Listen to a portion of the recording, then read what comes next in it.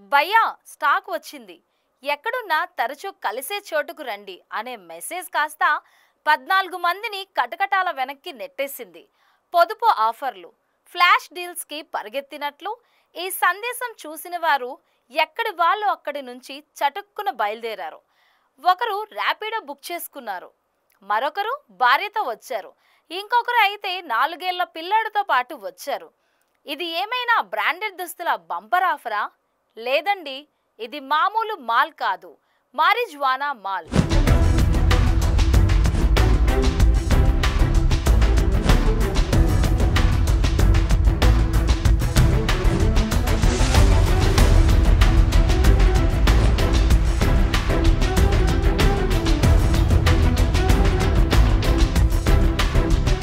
సరఫరాదారు పేరు సందీప్. మహారాష్ట్రకు చెందినవాడు. హైదరాబాద్ వచ్చిన రోజు అతడి టార్గెట్ స్పష్టంగా ఉండేది: ఐటీ ఉద్యోగులు, ప్రైవేట్ ఉద్యోగులు. వారంలో ఒకరోజు ఎంచుకుని 5 కిలోల గంజాయిని 50 గ్రాముల ప్యాకెట్లుగా తయారు చేస్తాడు.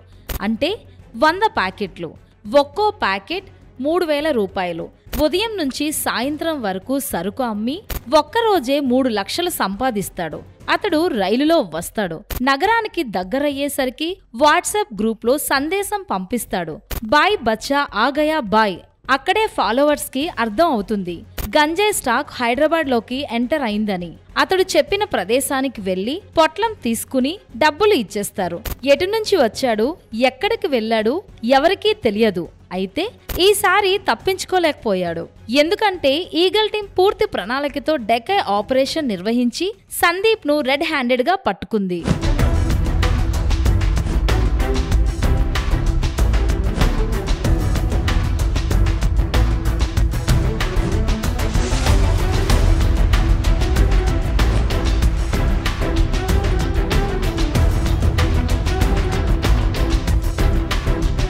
పోలీసులు సందీప్ లాగానే ఈసారి అతని నంబర్ నుంచి సందేశం పెట్టి నిఘా పెట్టారు. పెట్టిన 2 గంటల్లో గంజాయి కొనేందుకు స్పాట్ కి వచ్చారు. ప్రముఖ ఐటీ కంపెనీల్లో పనిచేస్తున్న భార్యాభర్తలు 4 ఏళ్ల పిల్లాడితో గంజాయి కొనేందుకు వచ్చారు. 3 ఏళ్ల క్రితం పెళ్లైన మరో జంట మత్తుకు అలవాటు పడి డ్రగ్స్ కొనుగోలుకు అక్కడికి చేరుకున్నారు. పట్టుబడిన వారిలో పెళ్లైన 2 జంటలు ఉండటం పోలీసులను విస్మయానికి గురిచేసింది. మరో జంట డ్రగ్స్ కు అలవాటు పడినట్టు వైద్య పరీక్షల్లో తేలింది.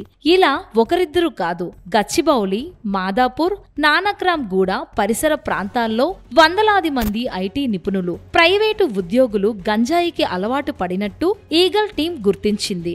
వీరికి నిర్వహించిన వైద్య పరీక్షల్లో గంజాయి తీసుకుంటున్నట్టు నిర్ధారణ కావటంతో డి అడిక్షన్ కేంద్రానికి తరలించారు. పట్టుబడిన 14 మందిలో ఐటీ ఉద్యోగులు, రిలేషన్షిప్ మేనేజర్లు, ఆన్లైన్ ట్రేడర్లు, విద్యార్థులు, డెంటల్ టెక్నీషియన్లు, డ్రైవర్లు ఉన్నారు.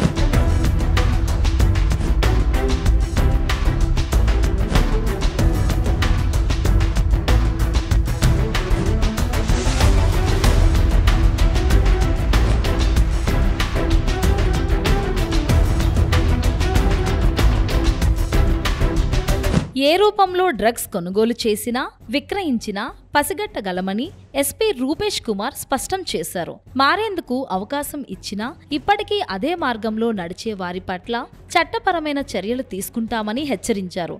ఎంతో మంది జీవితాలను చిన్నాభిన్నం చేస్తున్నాయి ఈ డ్రగ్స్. ఇకపై ఎవరైనా దీనికి అలవాటు పడితే 1908కు సమాచారం అందజేయాలని సూచించారు. ఆర్ఎన్పిఎస్ టీమ్ మిగతా పోలీసులందరితో కలిసి ఒక డెకాయ్ ఆపరేషన్ చేయడం జరిగింది. సో దీనిలో బేసిక్గా ఐటీ సెక్టార్లో సైబరాబాద్ లిమిట్స్లో కొంతమంది టెకీస్, స్టూడెంట్స్ కూడా ఈ గాంజాయికి అలవాటు పడి ఉన్నారని మాకు ఇన్ఫర్మేషన్ ఉంది. అక్యూజ్డ్ అబ్స్కాండ్ అయ్యాడు. బట్ అతని మొబైల్ మన దగ్గర ఉండడం వల్ల దానిలో చూస్తే చాలా మంది, ఒక 100 మెంబర్స్ వరకు కన్జ్యూమర్స్, రెగ్యులర్ కన్జ్యూమర్స్ ఉన్నాడు. ఇతను రెగ్యులర్గా మహారాష్ట్ర నుండి వచ్చి ఇక్కడ 1 వీక్ ఒకసారి, 3-4 డేస్కి ఒకసారి వచ్చి చిన్న చిన్న ప్యాకెట్స్ అక్కడ పార్క్ దగ్గర ఉండి కన్జ్యూమర్స్కి అమ్మడం జరిగింది. ఎప్పుడైతే అతను మహారాష్ట్ర నుండి వస్తాడో వచ్చే ముందే బచ్చా ఆగాయా అని చెప్పేసి కోడ్ వీళ్ళందరికీ ఫ్లాష్ చేస్తాడు. ఈ 100 మెంబర్స్లో ఎవరెవరైతే రిక్వైర్మెంట్ ఉంటుందో వాళ్ళంతా కూడా వచ్చి డేలో సపరేట్గా డిఫరెంట్ ప్లేసెస్లలో కూడా పికప్ చేసుకోవడం జరుగుతుంది. సో వితిన్ 2 అవర్స్లో దాదాపు 15 మంది అక్కడికి కన్జ్యూమర్స్ రావడం జరిగింది వివిధ వెహికల్స్లో. వాళ్ళందరినీ కూడా పట్టుకొని డ్రగ్ టెస్ట్లు చేయిస్తే అందరికీ పాజిటివ్ వచ్చింది, ఎక్సెప్ట్ 1 పర్సన్. సో వీళ్ళందరి మీద కూడా కేసులు పెట్టడం జరుగుతుంది. సో వీళ్ళందరికీ కూడా 27 స్మాల్ ఏ ప్రకారం కేసెస్ పెట్టేసి సో వాళ్ళందరినీ డీ అడిక్షన్ సెంటర్కి పంపించడం జరుగుతూ ఉంది. ఈగల్ ఆర్గనైజేషన్ సంబంధించి ఇలాంటి ఆపరేషన్స్ ఇంకా భవిష్యత్తులో కూడా చాలా చేస్తాము. ఎవరైనా ఎలాంటి ఇన్ఫర్మేషన్ ఉన్నా కూడా ప్రజలందరూ కూడా 1908 toll free number, director Sandeep Sandilya sir ప్రత్యక్షంగా దాన్ని చూస్తూ ఉంటారు. ఈ సమాచారం అంతా కూడా చాలా గోప్యంగా ఉంచబడుతుంది.